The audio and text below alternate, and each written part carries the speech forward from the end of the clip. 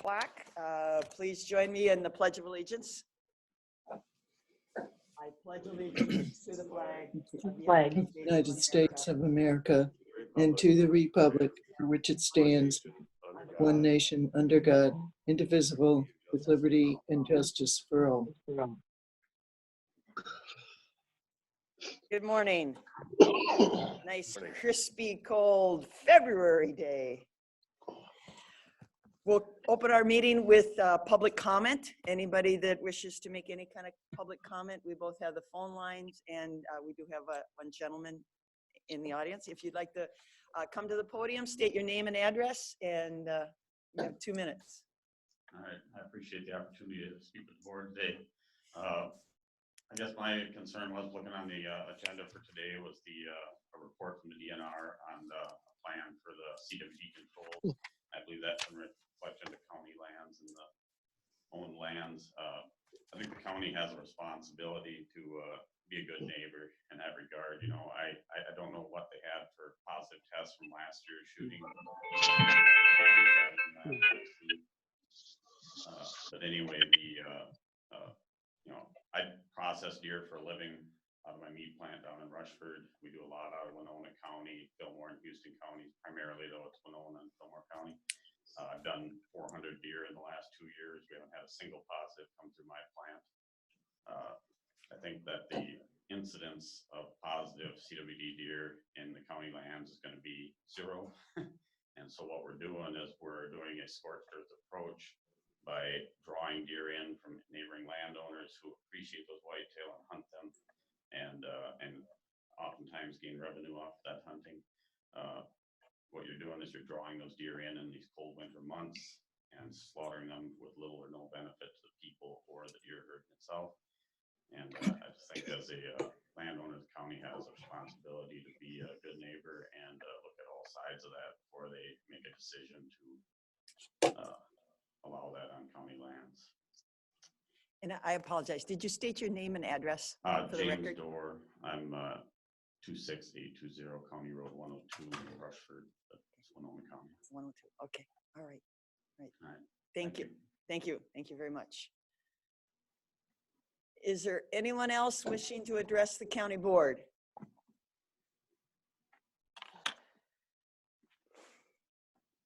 Is there anyone else wishing to address the county board? And last time, is there anyone else wishing to address the county board? Okay, hearing nobody. All right, is there some? Our DNR presentation, I would guess, would come pretty quickly. I would think so. Our agenda is pretty condensed. So If would you you want to stay. mind staying at least till then, in case we have any questions? You can't participate, but if we have questions, we can call on you. Okay, all right, thank you. All right, moving on in our agenda, item 3, approval of the county board meeting minutes from January 26th. I'll move approval. Meyer will second. We have a motion by Commissioner Jacob, seconded by Commissioner Meyer to approve the meeting minutes from January 26th. Any discussion? All those in favor say aye. Aye. Aye. Aye. Opposed, nay. Okay, they're carried. Consent comments and approval of the agenda. Mr. Fritz? I don't have anything to change. Okay, Commissioner Meyer? Nothing for me. Thank you, Madam Chair. Commissioner Olson? Nothing for me. Commissioner Kavesi? Yeah, on consent items 5.4, 5.5, and 5.6, I will have to abstain for approval. I serve on those boards for Hiawatha Valley Mental Health and for ORC. Okay, so you're abstaining. So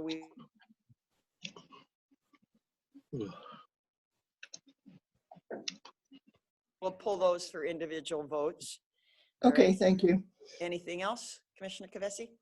Nothing for me. Okay, Commissioner Jacob? Nothing for me. Okay, and I would like to pull 5.7 for a separate vote. So we will take 5.4, 5.5, 5.6, 5.7, and we'll put those right at the beginning of the general business. So if we want to make them 6.01, 6.02, 6.03, and 6.04. And that should take care of it. Attorney Sonneman, I would like to make an announcement. announcement? Okay, Attorney Sonneman has an announcement. All right. Okay, with those changes, Mr. Fritz, would you, or let's see, I'm sorry, motion to approve the amended agenda. So moved. Second. Okay, we have a motion by Commissioner Jacob, seconded by Commissioner Olson to approve the amended agenda. Any further discussion? All those in favor say aye. Aye. Consent agenda is approved. Now, Mr. Fritz, please, if you'd read the rest of the consent business into the record. Yeah, you shortened it considerably. Yes, we did. So consent business, department recommendations, 5.1, approve grant agreement with state of Minnesota for jail project. Excuse me. 5.2, approve renewal of agreement with Southeastern Libraries cooperating. 5.3, approve renewal of purchase of service agreement with Project Find for information and referral, advocacy, and interpreter services. 5.4, 5.5, 5.6, and 5.7 have been pulled for separate votes. 5.8, approve transfer of funds for jail expenses fund to general fund. 5.9, approve moving land survey budget from highway fund to general fund. And 5.10, confirm payment of disbursements. I'll move to approve the consent business as read. Second. We have a motion by Commissioner Jacob, seconded by Commissioner Olson to approve the consent business as read. Any discussion? This one, let's do a roll call vote, please. Commissioner Meyer, Meyer votes aye. Commissioner Olson, Olson, aye. Commissioner Kavesi, Kavesi, aye. Commissioner Jacob, Jacob, aye. and Commissioner Ward votes aye. So that consent business is approved. Thank you. Now we will go to original 5.4, 6.1, or 01, however we want to designate them. Approval purchase of service agreement with Hiawatha Valley Mental Health Center for Child Mental Health Targeted Case Management. I'd move to approve 5.4, 5.5, and 5.6. Okay, all right. Second. Commissioner Meyer, oh, sorry. We have a motion by Commissioner Jacob, seconded by Commissioner Olson. I hearing voices. I heard Olson. Commissioner Olson, to approve 5.4, 5.5, 5.6 into for approval. But let's see, 5.4 we read. 5.5 is approved purchase of service agreement for mental health services with Hiawatha Valley Mental Health Center. And 5.6 is approved renewal of purchase of service with Winona ORC Industries. So that they're on the record. Let's do a roll call vote on approving those contracts. Commissioner Meyer, Meyer votes aye. Commissioner Olson, Olson, aye. Commissioner Kavesi, Kavesi abstains. okay, and Commissioner Jacob, Jacob, aye. and Commissioner Ward votes aye. So they do pass with Commissioner Kavesi abstaining due to her role as on the boards. Okay, moving on then, 5.7. It's one of those union contracts that, again, I advocate for some type of performance measures. I move to approve 5.7. Second. Okay, we have a motion by Commissioner Jacob, seconded by Commissioner Olson to approve the Law Enforcement Labor Services Local Number 64, 2021 to 2022 agreement. Any further discussion?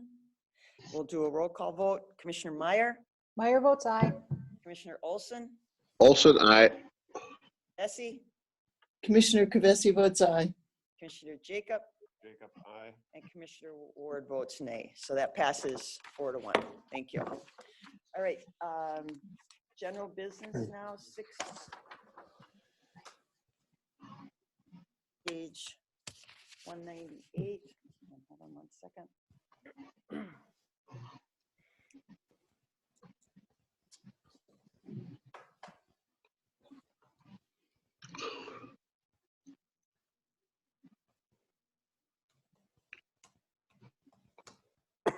Okay, this is appoint Board of Adjustment Liaison to Planning Commission.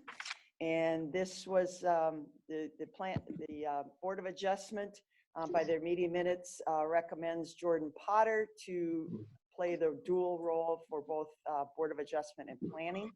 And I will accept that. And I guess if process serves me correct, do we really need a motion on that? Or I as board chair for Planning Commission accept it? Appoints members of the Board of Adjustment. No, we appoint, the board chair appoints Planning Commission members. Yeah, So, But, okay, so we really don't need a motion on it. Liaison from the Board of Adjustment to the good plan, Planning commission, right. Right. So I don't really need a motion. It's just, we're No, you just accepting. announce your right, decision to accepting it. accept the- Now, I do have to say one thing about our whole process of making these appointments. I did make a comment once that I didn't know it was policy that, or if it was just practice, that we didn't allow people to serve on more than one committee. And I was corrected after that statement that we actually do have a policy on appointing our citizen committees. And it's under, if you search it out, it's under personnel, and I think it's 1.5. It's about appointing citizen to our advisory committees. And at some point later this summer, early this fall, I think we need to review that policy because we have not been following that policy. It was updated back in 2016, and there are some things in that policy that I apologize, I did not remember that policy, but it's the process of how those people are appointed. And we do need to, like I have always said, any policy we should review periodically. So I will at some point in the future ask that that be put on an agenda and we review that policy and maybe either change it or follow it. So with that, I will accept Jordan Potter playing the dual role of both Board of Adjustment and Planning. All right, and thank you for his willingness to do that. I think you should use the word appoint, not accept. Oh, okay, so I will appoint, because you're correct, that is the right word. I will appoint Jordan Potter to the Planning Commission as the Board of Adjustment Liaison dual role. Okay, 6.2. 6.2 is to receive the presentation on Department of Natural Resources Deer Management Action Plan. And who do we have with us today? Todd? Yep. Can you hear me? Yes. Morning. And let me know when you can see my screen. Yes, we can see the screen. Yep, we can see it.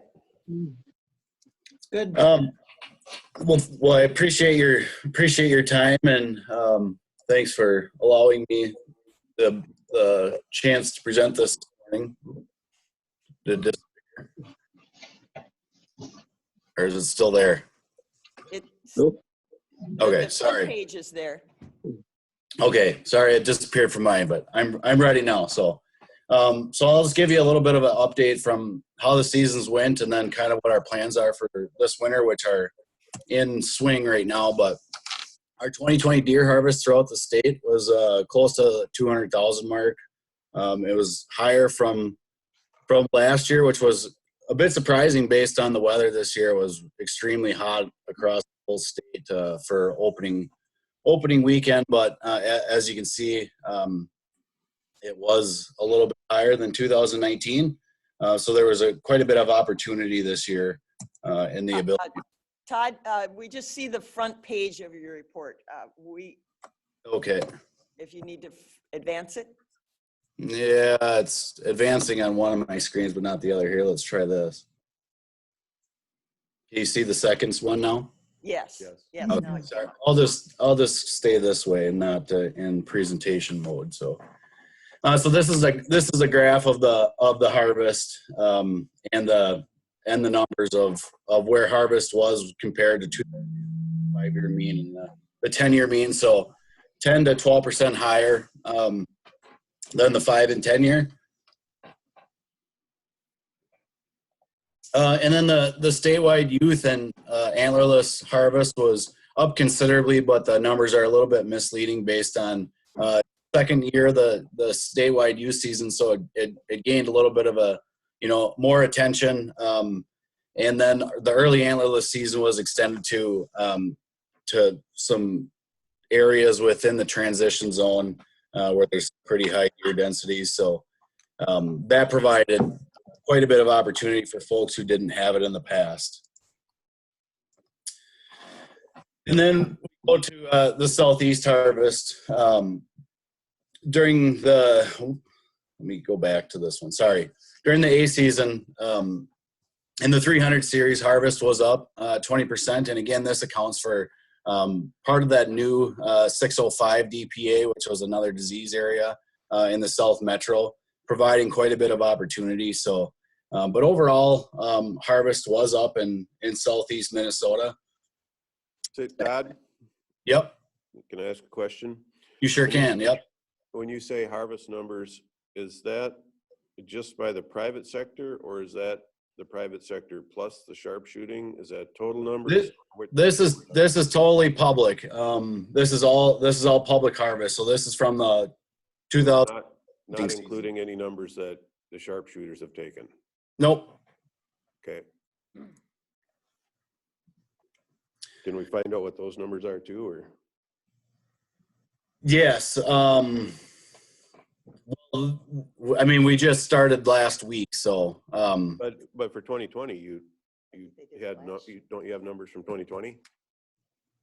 You asked to shoot deer in 2020 in our Winona County land. I assumed you were doing that in more areas than just here. Well, we'll get to that later on, and then I can hopefully address some of those questions a little bit better later in the presentation. Okay.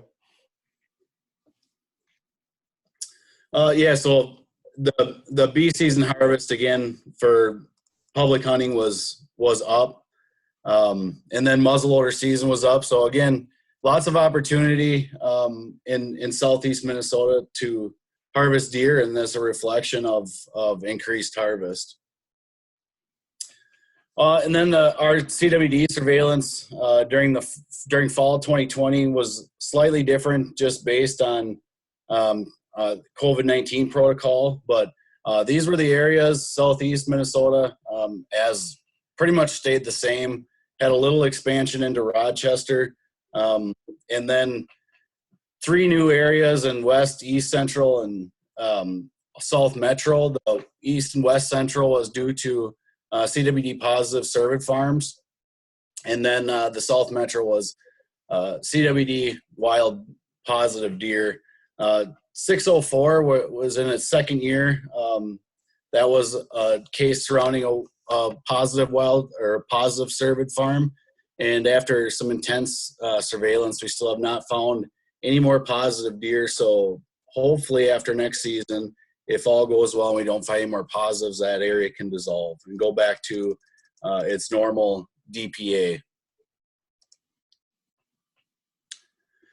And as I said, the surveillance was changed slightly due to COVID. So it was voluntary instead of the mandatory in-staff stations during the firearm season. And the CWD sampling stations in Southeast Minnesota stayed roughly the same at these locations. And head boxes were provided for hunters to put their heads in. So this is where we're at for current results based on our Southeast DPAs. As you see, we did have 15 total positives during the hunting season. And then this opportunistic sampling was, something like a car hit or found dead deer. There was 4, and all of them were from Southeast Minnesota, so 19 total. And we had about half of the samples as we did last year, just based on that it was volunteer, not mandatory. And we had about half of the CWD positive. So, but it's important to note that we did still have, based on disease sampling surveillance, statistical confidence in our Southeast zones, a little bit lower in some of the new areas that just probably aren't as familiar with CWD surveillance and kind of what we had going on, and maybe just a failure to communicate on some of that stuff, and just with everything else going on, maybe a little bit of distraction.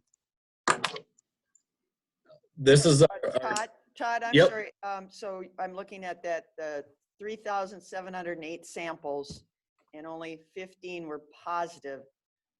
I don't have a calculator in front of me, but what percent is that? It's pretty small, right? Yep, still less than 1%. Yep. So I guess the question that's always raised is how much money do we spend to find that 1%, or what are we trying to prove? Well, we're not trying to prove anything. We're the way to get, I guess, your best idea of where you have disease is to continue to do disease surveillance. So we have to continue to test, otherwise we won't know where our geographic distribution, what our prevalence is on the landscape. This is all hunter harvested sampling. Okay, thank you. Yep. So these are our positives in Southeast Minnesota, up to date as of right now. And as you can see, our main disease area is still surrounding the Preston, and then Winona, right near Winona. So,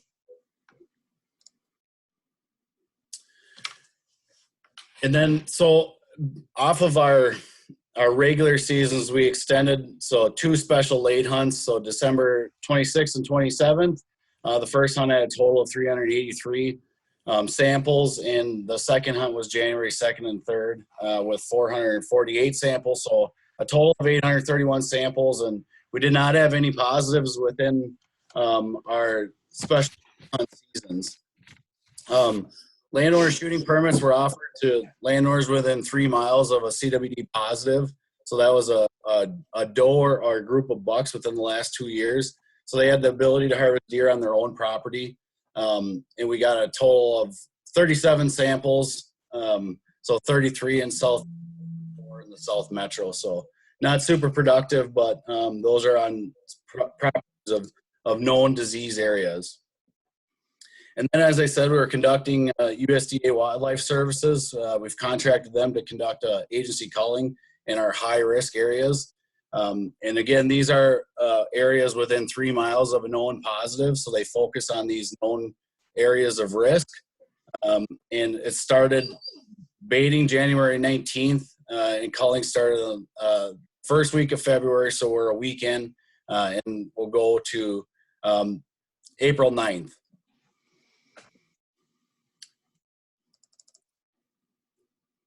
And these are the areas that are our focus areas. So as you can see, these areas are where there's red, there's a disease or a positive within that section. So 3 miles out from there is where we are focusing on, or properties where we're targeting for culling. So that's the Winona County property there that you're. Yep, up here. Yep. And you're already moving forward with baiting and preparing for the sharpshooters. Correct. We started baiting. So January 19th, and the culling started last week. So on private property where we had permission, we have been conducting culling up to this point. So I guess my concern with that is I do remember us sitting here having this discussion a year ago, and we decided that we would allow hunting on, or the sharpshooting on, Winona County property then to be revisited in 1 year. And I didn't remember that it was a perpetual open-ended, and I feel like it's premature that you're doing that before we have a discussion and vote on it for this year. I thought it was a 1 year. And that's part of the reason I did vote in favor of it, is I thought I'd see how it goes and see what the public thought. And I guess I'm slightly confused. We're not doing any agency culling on any of the county property. I thought I just asked that question. You said you were. We are within Winona County, but not on Winona County land, on private property that we have access from private. Okay, because when you clicked on that, I asked you if that was the Winona County property, and you put your pointer on it and clicked on it. I thought that was the Winona County property. This is, I mean, the Winona County property is up here. These are just focus areas. This isn't everywhere where, we don't have access to everything. We have to have permission to access these properties. Okay, I must have misunderstood. I thought I No, asked. I apologize. I wasn't clear enough. All right. Go ahead. So I just want to, I guess, show this. So this is our CWD kind of core area around the Preston Lanesboro area. And so 52% of our positives are in this 8x8 area. And it's been the kind of the area of intense pressure since 2016, and especially 2017. And these are the hunter samples from those years. I don't have this year in there because it's not apples to apples, because we had voluntary sampling, so just haven't been getting the same results. So it wouldn't be a valid comparison. But I just wanted to show that harvest has not really declined all that much. It's pretty relative, and it's fairly constant. So there's still opportunity within those areas. And then going back over to Winona County here, these are the highlighted sections are of known CWD positives, and then the numbers within them are the positives within each section. So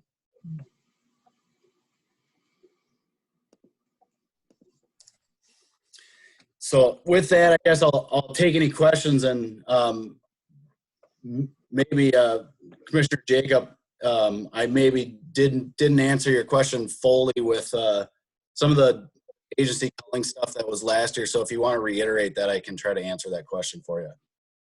Well, today, are you here strictly to give a presentation, or are you here to ask for permission again for another year to bait? And weren't you asking last year to bait and use sharpshooters on county property? That's what Yes, I understood. Yep. Okay, and so are you here just for a presentation today, or are you asking to bait and have sharpshooters on county property for another 12 months? No, so we didn't do it for 12 months. Last year was the same time frame. It was from when we had permission to the end of March, first week of April, and that would be the same this year. It would cease on April. But answer that question, yes, if possible, we would like access to the county property just because it's within our focus areas of disease risk. So how many animals are the sharpshooters taking? Last year, if my memory serves me correct, we shot 22 on the county property. So one question that I got from the community was, why are we paying the government why are we hiring sharpshooters from the government when we could just open a season and let the general public do the job, enjoy the sport, handle the problem, and report, bring the deer in for sampling? Yeah, and I guess to answer that question, there was, quite a bit of opportunity throughout the hunting season to allow the public. We're not specifically trying to take opportunity away. This is, like I said, in intense, focused areas to target disease, and it's been very effective at that. And that's essentially what we're trying to do. Not trying to take opportunity away from the general public. Yeah, but couldn't we give more opportunity to the general public at a fraction of the price if we just opened a season rather than hire government employees to do the job? Yeah, in the past, it's been shown that it's just not nearly as effective. Like if we look out the window today or go outside and it's below zero, I don't want to go deer hunting in this. It's their job to call deer within these areas. A lot of people once the snow gets deep and it gets cold, that's not when people are going to want to target deer. And the reality of it is your average hunter, I think it's 1.3 deer per successful hunter. So people just don't shoot as many deer as they used to. So I would love to say, yeah, that's the best available opportunity is to have the public do it. But the reality is it just doesn't work that way. But the general public isn't allowed to bait, correct? No, general public can't bait, right? Nope. Nope. So I mean, and I'm reading our summary of issue. It just says the DNR plans to move forward with baiting on January 19th and culling on February 1 into the first week of April at the private parcel around the county landfill. So I don't think we're being asked today to approve anything on the county landfill, is the way I read it. And that maybe we need some more public input before we decide what to do with county property. Is that understanding of anybody else? Madam Chair, this is Kate Qualley. Could I speak for a moment? Sure, go ahead, Ms. Qualley. So at this time, county parks, Stone Point, Apple Blossom, and Farmers, hunting is not allowed. And there are people that move over the park with weapons to get access to private property, and they touch base so that we know who they are. We are conducting invasive species removal of oriental bittersweet with interns and the public on county lands, which are being walked by hikers and others. And so I have a concern that if the general public were to be hunting on county lands, such as Stone Point, that it would be very, very challenging and possibly dangerous. Whereas with the DNR, there's set times. They touched base with us last year. So we had an idea of what was happening. Thank you, Madam Chair. So, what I'm understanding Kate to say is, Kate Qualley to say is that she's comfortable with sharpshooters, but not comfortable with the general public. Madam Chair, Commissioner Jacob, my level of comfort, I guess, is immaterial. It is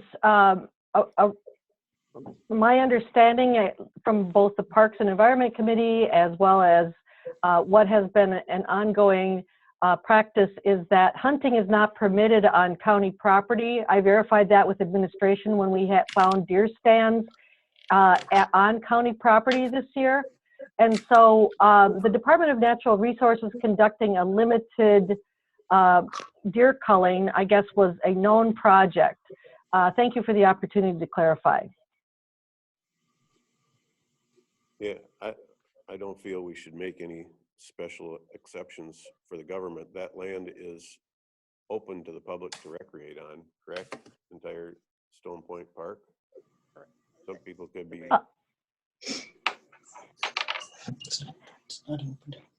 Commissioner, Madam Chair and Commissioner Jacob, the danger level for having people walking and hiking and using the trails is incompatible with hunters hunting on county land. So not to mention employees on that land. So I guess I would have to raise serious questions about that practice changing toward having hunters actively hunting on the land. Thank you. I think you misunderstood me. I'm saying. Oh, sorry. I think we should not only, we don't allow hunters. I'm going to qualify hunters and sharpshooters. I think we're qualifying them differently. I think if we don't allow hunters, we shouldn't allow sharpshooters on our property. It doesn't make any more sense to change our standards for the DNR. And I appreciate the presentation, and we don't have any control about everything else that's going on within the county. But we are responsible for Stone Point Park. And last year, I think we did give permission. I guess at this point, I don't favor giving permission to the DNR or treating the DNR any differently than I would the general public. And again, I don't see us, I saw this as a presentation. I don't see, contract with the DNR. I don't see timelines, like we did. I think last year we had a definitive window that they were going to be doing this, and we did give them He permission. did talk Well, about he baiting. mentioned that. He said Right. it is a request and they do have a window. But I don't see it I here. don't believe, well, right. But he said that's what he's asking. Not on the agenda. I mean, that's- Right, it's you're not right, on the Chairman. agenda, so, Discussion is on the agenda, but not Right. the. That's the recommendation, receive presentation. And in the agenda, it says, DNR plans to move forward with baiting on January 19th and culling on February 1st into the first week of April Right. at the private parcel around the county line. right, around. Yes, so no action today. And I guess to the DNR, if they want to pursue something, they'll have to come back with more of a set contract type of agreement, Well, no action would be denying it. the same as, because there's no recommendation in front of you. Yeah. Right, And there's no ongoing understanding from a year ago that, I mean, continue. I thought this was what we voted on last year was for the hunt last year, not ongoing that they can perpetually do that. So there's, Yeah, and I'm not sure there was even a contract or anything. No, but it was just a definitely, request. it had perimeters Yeah. established. Yeah, it Right. wasn't a contract. All right, so any other questions for Mr. Forsberg? All right, thank you. Thanks for your time. You're welcome. All right, moving on. 6.3, discuss and or appoint Citizen Advisory Committee volunteers. And we did have some additional applications.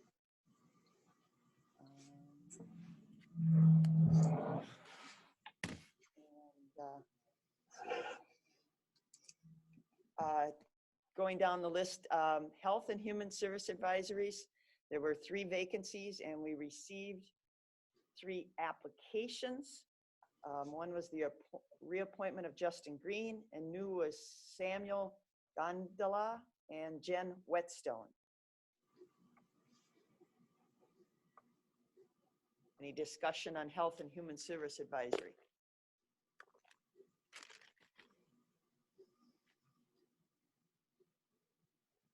Anybody want to make a motion to appoint those people, to accept those applications and appoint them to our Health and Human Service Advisory?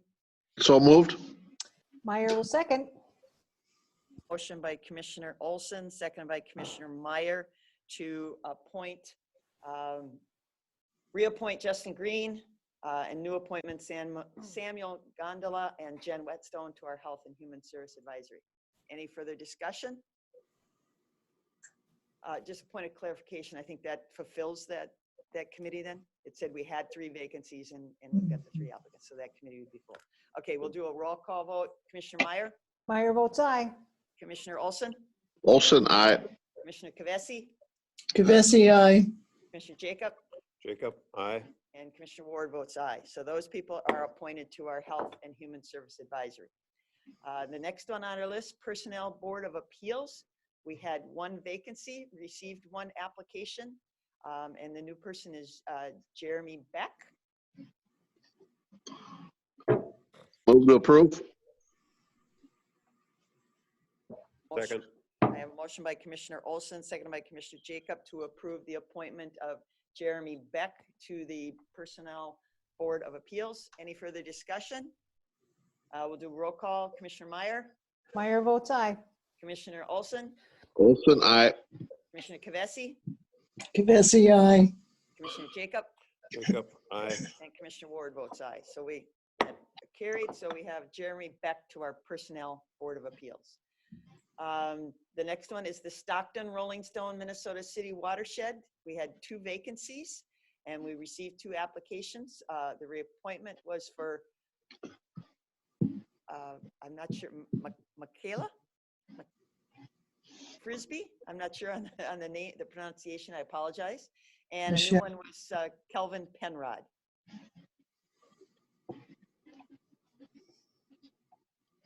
Do we have a motion to approve or any discussion? I'd move to approve both applicants. Second.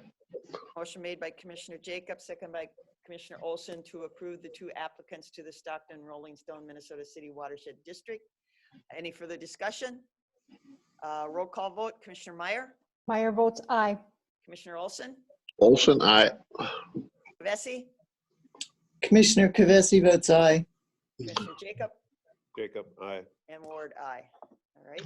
And last on our list, SEMSHA, unfortunately, we still have a vacancy on that board.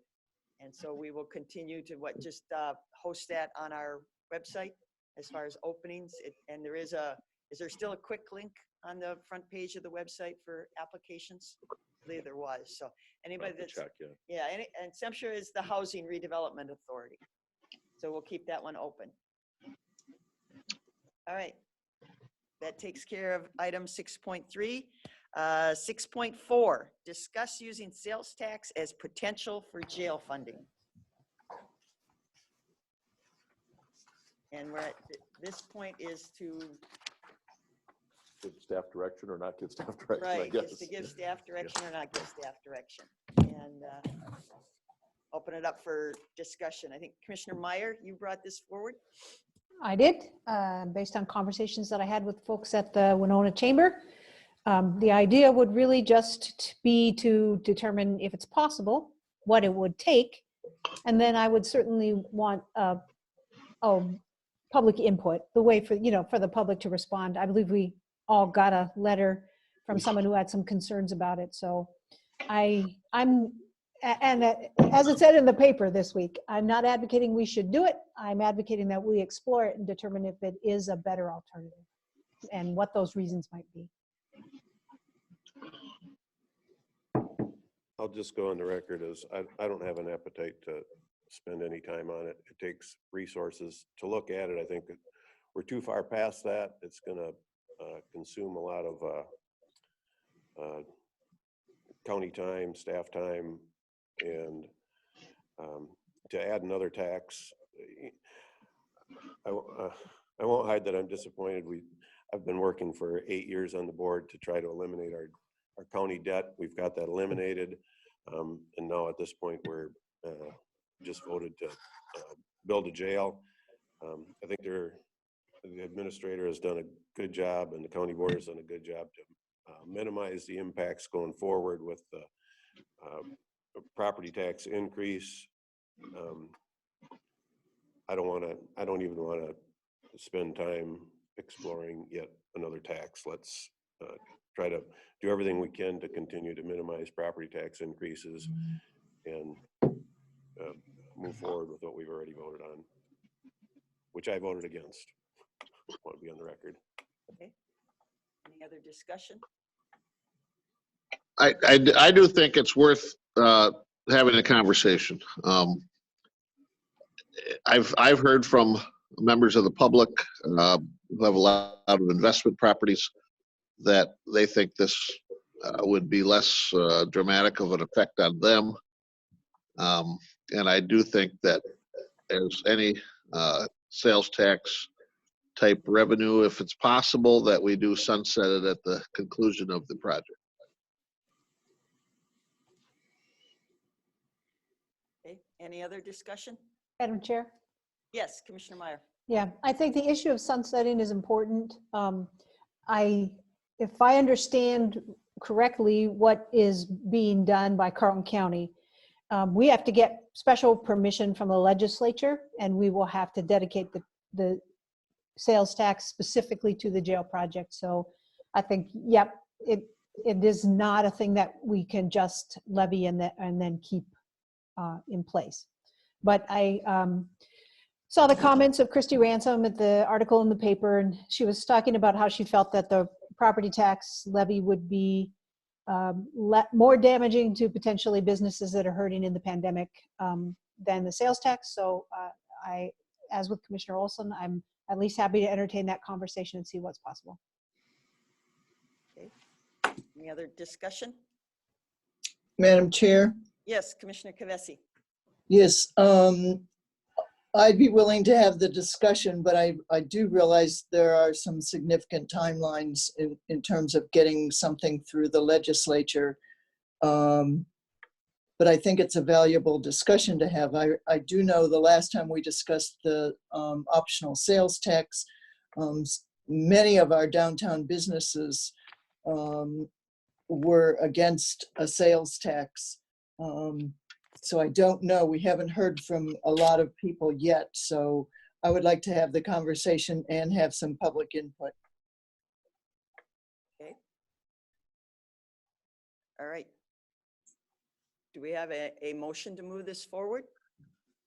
Madam Chair, Yes, Commissioner Meyer. Commissioner Meyer would move to ask staff to explore the possibilities and to give us maybe some pros and cons and a potential timeline and how it might work out. Okay. I'll second that. Meyer, seconded by Commissioner Olson, to move this further for staff to do some research as to how this happens. Just my take on this is that, of course, I do not like any taxes, but property taxes, I have absolutely no, as a property owner, I have no control over. That's a formula that's set by the government, and I have, I have no recourse. At least with a sales tax as a private citizen, I can elect to buy something or not buy something, or where I buy something or don't buy something. So I do understand the angst of adding a sales tax, but this has, as been pointed out, has some very significant steps to it. Special legislation has to be obtained. It does have to have a sunset. It has a very specific project-based definition of what it's for. And there is a referendum that has to be held to pass this. So there are a lot of checks and balances in the system. So I would agree. I think we need to do some more research and do some exploration. I do not support the $22 million, but I'm in a minority. So now I got to figure out how to pay for it and how to make it the most equitable. And as I've told a lot of citizens, this is just the start. I mean, the 22 million building isn't the end of this project. So the operating, they say over 20 years, the operating of a $22 million jail will be 40 to, and I don't remember where I read this, it's somewhere, but the operating expenses of a $22 million project in the 20 years time span that you pay for the loan will be between 40 and $50 million. That's your salaries, your staffing, your, everything that goes along, heat, lights, and everything. So the building is a small part of it. Believe me, your taxes aren't going to go down because of this project. They will increase, and that is problematic. But I do think we need to do some more research. So that's my sermon for today. I got the soapbox, and let's do a roll call vote. Commissioner Meyer? Meyer votes aye. Commissioner Olson? Olson, aye. Commissioner Kavesi? Kavesi, aye. Commissioner Jacob? Jacob, nay. And Commissioner Ward, aye. So it passes. Staff needs to do some research. I do know that it won't be quick, because with legislation, it'll probably be even a year or two before we could get this. Well, yeah, the statute requires you to actually apply by January 31st, so you missed this window anyway for legislation. So, right. So yeah, the earliest you could even get the legislation considered would be next year. Right. Okay. So again, but staff will do some more of that homework with us. All right. Committee reports, communications. Attorney Sonneman. Thank you, Madam Chair and members of the board. I just wanted to announce that our office has joined with Hennepin County, Ramsey County, and Washington County. I'm going to have, and I'm sorry, the Attorney General's office, to have a feature on our website and also on the Attorney General's office website called helpsealmyrecord.org, which is sealing criminal records to enhance justice.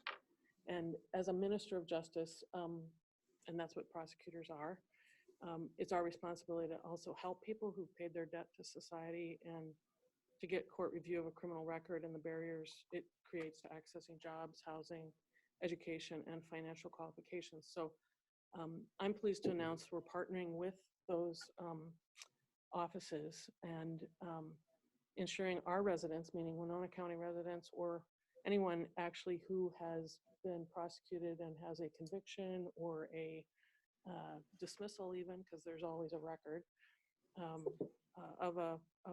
crimes in Winona County. And this is on the website of, again, helpsealmyrecord.org. And we've added a Winona County button. That's what I call it, a button.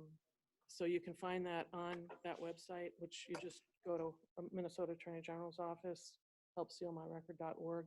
And we also have it on our department webpage under expungement of the county attorney's office. So that just went live earlier last week, and I've already got two applications. What it means is that you don't get an automatic expungement.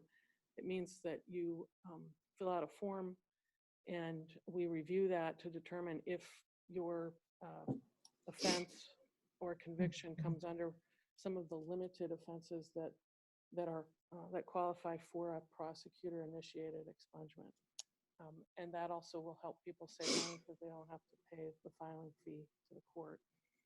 So this is just another opportunity that our office offers, besides the diversion services and things like that, to help people move past a criminal record. So is it a question then from resources? Is it something that your office obviously can handle with no additional resources, or is it a line item in a budget that needs to be filled? It is not a line item in the budget that is filled. I am handling the expungements myself, and I've done those in our office in the past. I mean, I've assigned myself to do the expungements because it is really it's a valuable service for citizens. I'm not asking for any additional money to fund this, and it's, again, a service that we offer. And I felt when I looked at the webpage, helpsealmyrecord.org, and I saw Hennepin County, Ramsey County, I felt that there has to be a greater Minnesota county out there to put its name on there.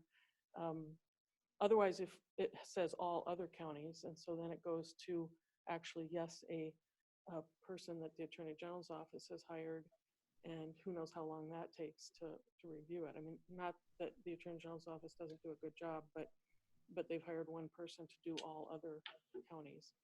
So it's something that we can do. It's just one little extra thing, and I'm not asking for any special position to handle it. Again, I'm doing that, and I've done that for other expungements, because there's some expungements that you have to get an attorney to represent you and file. So this is not those kind of expungements. These are more straightforward that come under this almost automatic look at whether you qualify. So. With your comment, it triggers an article I read. Is the check in the mail for the opioid settlement? Not yet. We continue to monitor that, and it's still both COVID affected because they keep delaying. But didn't I read that Minnesota is supposed to get an amount off of the opioid settlement? It didn't seem like a lot of money, but. Well, the opioid settlement for Minnesota, as across the country, actually the attorney generals in each of the states that have an interest in the opioid settlement have put themselves out there, and there's some, let's say, friendly competition as to who, we started the lawsuits. The attorney general came in after the fact. So now the discussion kind of is both on monitoring the cases that are going forward. We are talking about settlement. In fact, we just had a nationwide call with all of the other states and jurisdictions that are involved in that opioid settlement. And I would just say, stay tuned. So it's not resolved. The check's not in the mail yet. Yeah, the So check's not in the no mail. windfall for us. Okay. But we're in line. Okay. All right. Thank you. I did remember reading that. Thank you. Is there any other business to come before the Winona County Board today? Move to adjourn. Meyer will second. Motion made by Commissioner Jacobs, seconded by Commissioner Meyer to adjourn. All those in favor say aye. Aye. Aye. Nay. We're adjourned. Thank you. Stay warm. Bye-bye. Yes, be careful. Yes.